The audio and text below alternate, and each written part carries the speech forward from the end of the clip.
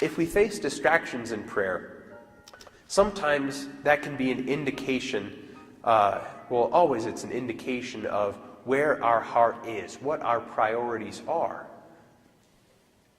The distractions will be there when we're done with prayer, so we should try to make an effort to kind of put them on a shelf. Maybe if you're a visually imaginative person, kind of imagine putting them in a box, putting them on a shelf by the door, and you'll get it on your way out.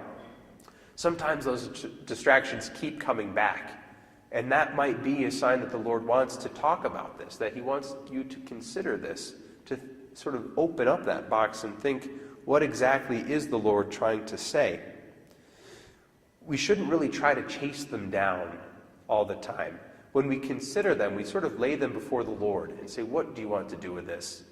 Rather, a distraction, if we try to find the root of it, then all of a sudden 20 minutes have gone by and we haven't prayed. We've just tried to figure out the source of the distraction. So even if it keeps coming back and back, perhaps again visually imagine putting that before the feet of the Lord or in front of the altar as kind of a way to hand it over to God.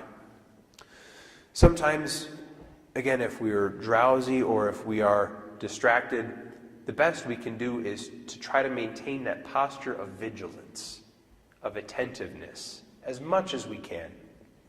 It's not always going to happen, and it's not always going to happen easily, but to sort of, again, have that posture of heart of being ready for the coming of the bridegroom, like those 10 virgins that had the oil in their lamps, so that we can at least be ready for whatever the Lord has to do.